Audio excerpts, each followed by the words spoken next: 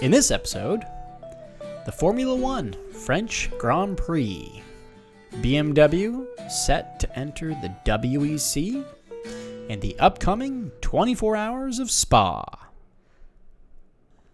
Welcome to episode 96 of the We Are Auto Show. What's up, Derek? Mr. Michael Rao, there was lots of racing this weekend. Did you see any of it? There wasn't a lot. Well, there was, but there wasn't. There kind of was. I saw some of it. Okay, what'd you see? I saw a bit of the F1 French Grand Prix. Let's start with that then. En français! Yes. Oui, monsieur. So F1 goes to France. Yes. From what I watched, it looked like most of the cars had most of the porpoising sorted out. Did you notice that? I did notice that. Yeah. It seemed to be unporpoised.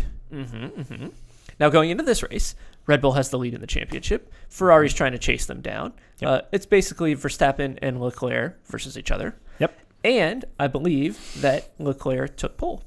He did. Yes. Yep, Leclerc started front row number one. He did. And that's what that photo shows. Or, this is the French Grand Prix.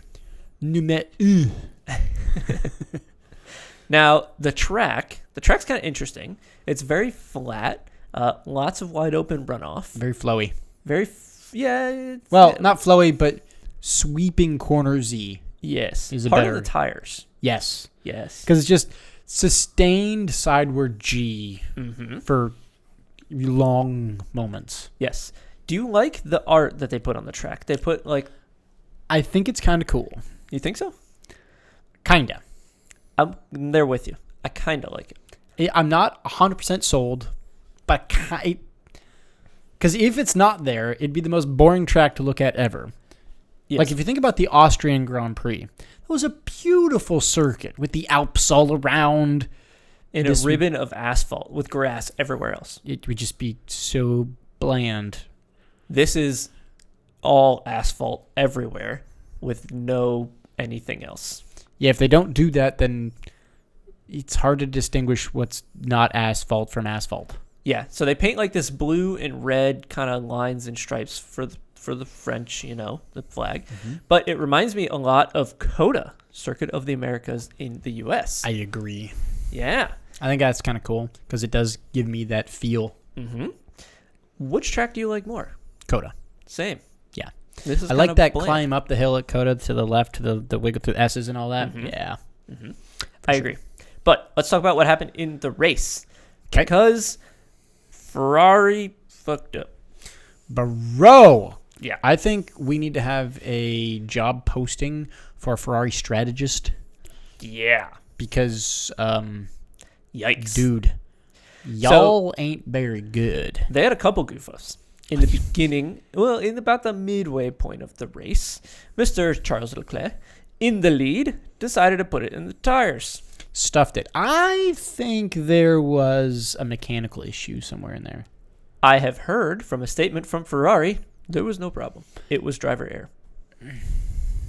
I don't know about that.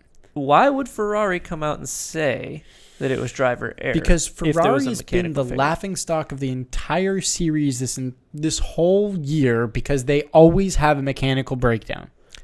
I agree. Are they trying to save face? I don't know. And if they are, this feels like a bad way to do it. Why would you not just fess up? Has Ferrari done anything in a good way this year? No. Literally everything that Ferrari has done has just dug them deeper into a hole. They've won a couple races. Yes, because out of sheer luck and the fact that Charles Leclerc and Sainz are good drivers. Yes. Oh my God. I mean, What are they doing? Red Bulls have their fair share of DNFs as well and problems. Sure. I don't know. Interesting to see, from what we're being told, a driver error. He lost it through one of those high-speed sweeping corners and just put it into the tires. There was no chance of saving it. Unfortunate, but that did put Verstappen in the lead and basically handed him the win. Yeah, followed by Hamilton and Russell. I don't know if Verstappen was going to be able to pass if that didn't happen. I don't think he was. I don't know. Because as soon as he'd get close enough, it'd be killing his tires. There was an interesting situation playing out between those two where the Red Bull was super slippery in a straight line and the Ferrari was super grippy through the corners, which I guess it was not grippy enough because he spun out and put it in the tires. But it was good to watch that play out. And you always saw the Red Bull at the end of the straights, at the end of the DRS, just making a bit of a lunge. Just, I'm thinking about it. Yep. I might pass you. You got to look in your mirrors. I might pass you. But then by the time they came out of the corners, back onto the straight, there's another second gap built up. Yep. I like watching that kind of racing. It's good. Yes. It's entertaining. It keeps you on the edge of the seat. It does. Because you think, is it going to be this corner? Not quite. How about next? Not quite. But you never know. It could be. But then Ferrari's blunders just kept happening. Yeah. What else happened? So Sainz had a brilliant drive. Ferrari had that penalty. They had to start at the very back because they had to get a whole new engine because remember, Sainz was lit up into a giant fireball in Austria, right? Yep. So Sainz drove his ass off and was potentially in contention for like some podium finish here, right? He was moving through that field. Yep. Very methodically passing every car. He wasn't just making horrible efforts. It was very methodical. And there was one moment where Sainz came on the radio and said, box me now, box me now, now. And they said, nope, stay out. And then he gets past Checo in the Red Bull. And then as soon as you get past him, box now, Carlos, box now. What are you doing? What are you doing? To put him all the way back down to 9th place with like 10 laps remaining. The stupidest thing in the world. Ferrari, you are the dumbest engineers and strategists I've ever seen in my life. I'm pretty sure that your cat could have done a better job at calling this race for Ferrari. You're likely right. Oh I think God. Everyone had that thought when he actually came in. They were like, huh?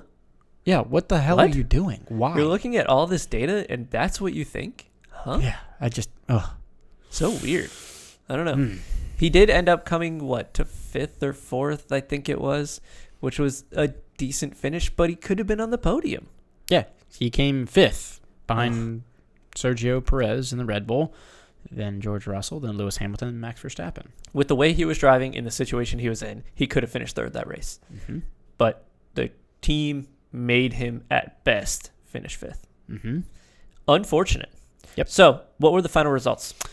So, Verstappen took the win, Lewis Hamilton took 2nd, George Russell took 3rd, and then Sergio Perez, Carlos Sainz, Fernando Alonso in 6th, Lando Norris in 7th, so some more consistent points for Lando, Esteban Ocon in the other Alpine, followed by Danny Ricciardo in the other McLaren, and then, surprisingly, Lance Stroll as the last points taker there. Wow. So and we had Mick Schumacher both McLarens. did finish the race.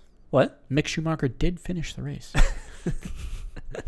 You have to meme on him, don't you? Of course I do. Okay, so that puts both the McLarens in the points, which is good for them because Ricciardo's had a struggle of a season this season. That puts both the both the Mercedes on the podium, which is interesting because they have not had very good results yet. Correct. And that extends the lead for Max by a lot.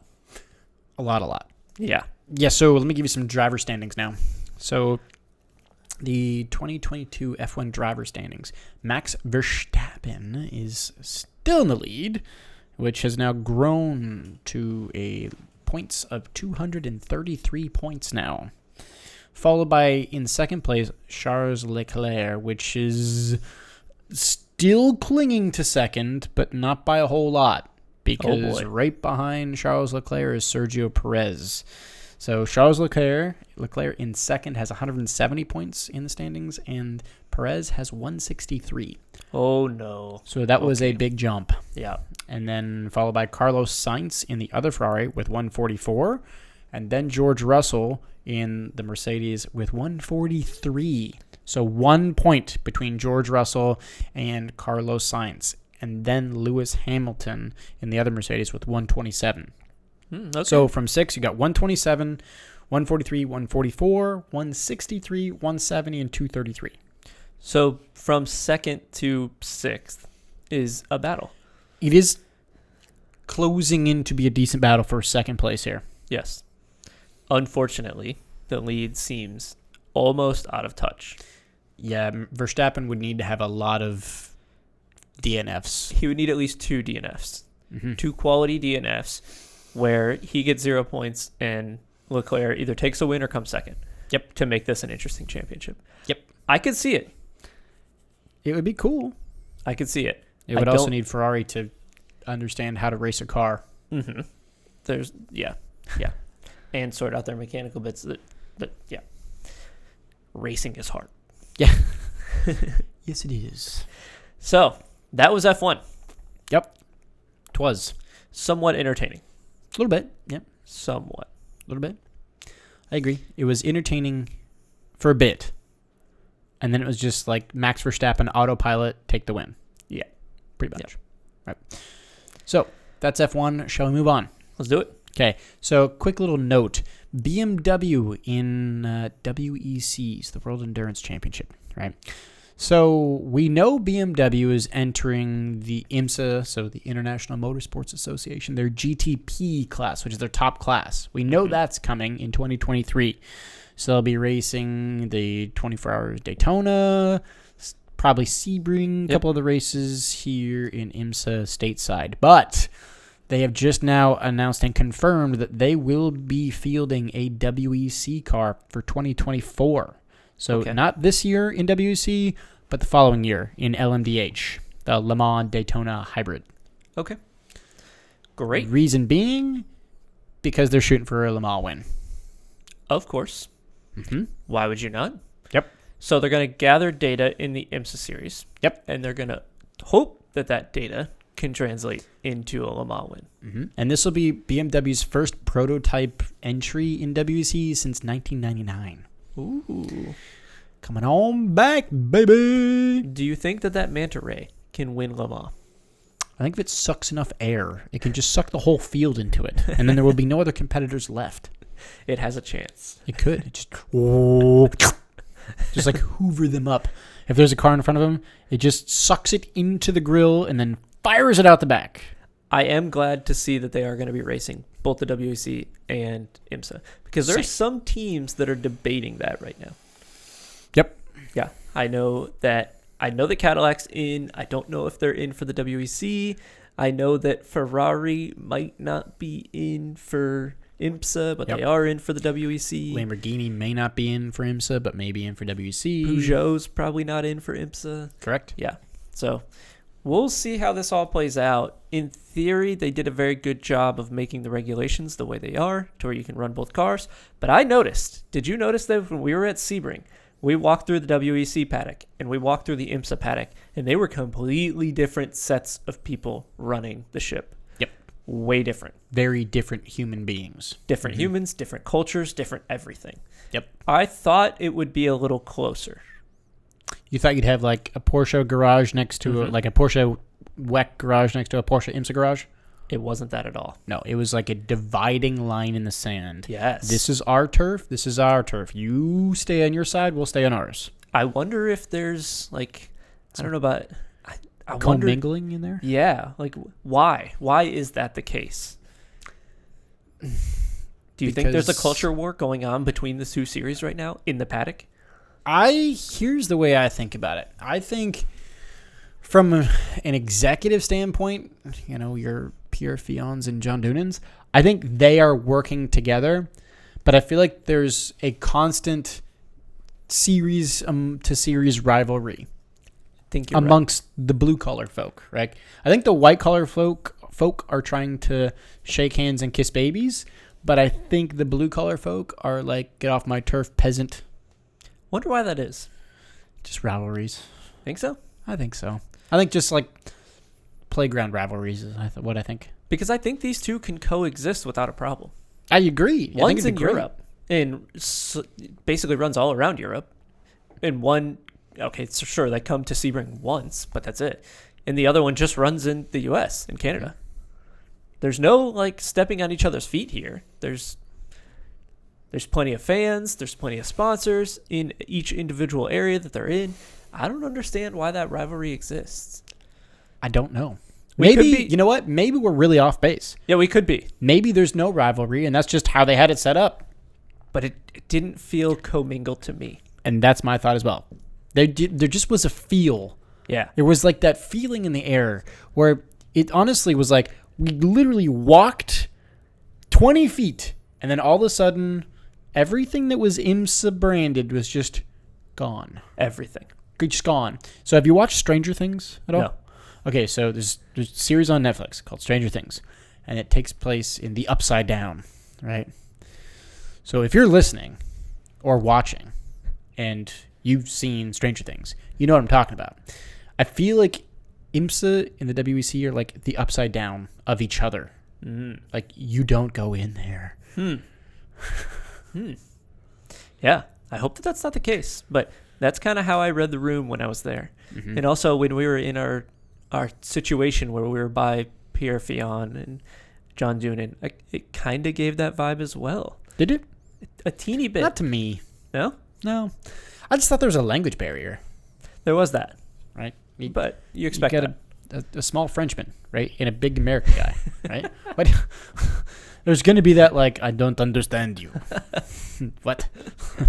Yeah. This croissant is much too large for me. You want a second Big Mac, brother? I just hope that they understand they're in an entertainment business. They do this for the fans. Understand that the fans want to see the same car, the same team. I know it's a logistics hassle, but they want to see the same drivers, the same teams, the same cars run in both. Yes, we do. Yes. And if you agree with us, drop a comment. Let us know. Do you want to see the same cars running IMSA or WEC? Would love to know your thoughts. Because in theory, it should happen. It should, yes. But let's move on because there is a race happening this weekend. There's a couple, actually. The F1 Hungarian Grand Prix and Spa. So, the 24 Hours of Spa. Yes. I think it's what the Total Energies 24 Hours of Spa. Yeah, this is the SRO event. Yeah, so Spa's a big race. Big, huge race. And it's such a cool race. I love Spa. Oh, yeah. It's such a cool track. Yeah. It's so cool. I love Spa so much. This is the Bathurst 12 Hours of Europe. Yeah. Because Bathurst runs a GT3 only multi-class race where it starts at weird times, ends at weird times, and this is that race. Yep. Yes. And there's a shit ton of cars for this year. How many? 65 car entry. Ooh. I think that we talked about this like a month ago. We did when they first started to tease, but I think some cars have been added since then. So I think when we talked about it, it was like, wow, we got like 50 cars. Damn. And now it's, oh my God, we have 65 cars running at Spa. 65 GT3 cars. And I believe they're all GT3 spec. Every car should, in theory, be identical BOP balance. Yep. It should just be down to driver skill. There are something like 6 different classes from what I saw on the entry list. There's a lot. And Pro Cup, Gold Cup, Pro-Am Cup, Silver Cup, Bronze Cup, all the different cups. All based on driver skill ratings and their license level and all that kind of stuff. Should be super entertaining. I agree. Yes. So do you have any favorites? I want to see a Bentley win. Okay. Yeah. Bold move, Cotton. Yeah. Is there even a Bentley Racing? I believe there's one. Okay. Okay. That'd be wonderful, right? But I have Plow a favorite. through everyone. It's a Bentley. That's all it's going to do. Heck right? yeah. It's a Zamboni. Perfect. Pretty much. But I have a favorite. And it is a Porsche, of course. But I am always a fan when a team runs a retro livery. There is a retro livery coming to this year's 24 Spa. GPX Racing is running a retro throwback Martini livery on their 911 GT3R. Ooh. I am a huge, massive, enormous, giant fan of this livery. Yeah. Oh, goddamn. How freaking cool does that look? Martini liveries on a Porsche work really well. Holy shit, do they ever. Why couldn't they Martini livery the GTP car? That'd be cool. Yeah. But the Le Mans prototype. They're doing this Martini livery that harks back to the original Porsche 917. Oh, that's such a cool livery. And because it's such a cool livery, I want this car to win. Yeah, the unfortunate part is it's likely to crash out. because it has Hey. a nice livery. Hey. You know that's what happens. I know, you're right. I'm not a fan. But it is going to be driven by some proper wheelmen here. Kevin Estra, Michael Christensen, and Richard Leitz. So it's got some solid talent behind Those the wheel. are, I believe, all Le Mans winners, all very good drivers. Mm-hmm. All Porsche factory drivers. Mm-hmm. So it's going to be unfortunate when it's in the wall. Stop it. Listen, this is not Nürburgring. Grello is not going to crash out against its brother. Every time you put a heritage livery on a car, you are 10 times more likely to stuff it into a barrier. Is that a true fact? Yes. Are you sure? Very. Okay. I think you're actually right, though. Damn it. That's my favorite. It looks awesome. Yep, I agree. So let's quickly give you a preview of what's to come this weekend. So we just talked about Spa happening this weekend. F1 happening again this weekend at Hungary. Then Indy is at, Indy again. IndyCar. Third time this Last year, week, I think. we talked about Colton Herta shenanigans. Remember that? Yep. Maybe it was 2 weeks ago. He was having like McLaren contract deals, yada, yada, yada. It's been status quo since then. We haven't heard anything. Mm-hmm. Still kind of up in the air what's going to happen there. Yep. Who else is going to be at Indy? Also, surprisingly, NASCAR at the Indy road course, according to the little WikiLeaks we saw. What the heck? Yo! So IndyCar and NASCAR are going to be doing road racing on the same track in the same weekend? Can I get a hell yeah, brother? Wow. That's a proper hell yeah, brother. That's sick. That's kind of interesting. Is that, real quick, is that not like the two most polar opposite kinds of racing happening on the same track at the same weekend? Could Open IMSA wheel be more wild, though? Well, I'm just talking about opposites, right? Opposites. Indy and NASCAR are the two most open wheel versus heavy wheel, right? Yes. But yes, if they threw IMSA into the mix in the same weekend, you'd have like the trifecta. It would be total chaos. The paddock would be nuts. Would be amazing. Oh, it'd be awesome. It'd be fantastic. Now, I believe that this is the third time that the IndyCar series this year will be running at the Indy track. Yeah, it's just nuts. They've done one road race prior to the Indy 500. The next weekend was the Indy 500. Then they did like 3 or 4 other races, then came back to do this weekend another road race at Indy. I guess if you're called Indy, you need to race a lot at Indy. If you're Roger Penske and you own the Indianapolis Motor Speedway and you own the IndyCar series, you just pencil your track in for every event you possibly can. And that's what he did. Yeah. I mean, it's my track, so I'm just going to run it whenever I want to run it. I guess that's 3 times out of the year. Kind of ridiculous, but good for him. Good for him. Yeah. So look out for those races this weekend. Should be pretty entertaining. Agreed. So, yeah, that's all we got for episode 96. You got anything else? I do not. All right. So thanks so much for watching and listening. If you're watching, please do leave us a comment and let us know, what race are you most excited about watching this weekend? F1, Spa, NASCAR, or Indy? And that's on our YouTube at We Are Auto. Don't forget to hit subscribe while you're there and a thumbs up on the video. Now, if you're listening on an audio, so, Apple, Google, Spotify, please do leave us a 5-star rating and a review on your platform of choice. While you're at it, don't forget to follow us on social. Facebook is We Are Auto, Instagram is We Are Auto _, YouTube is We Are Auto, and our website is weareauto.io. So thanks again, and we'll catch you guys in the next one. Peace.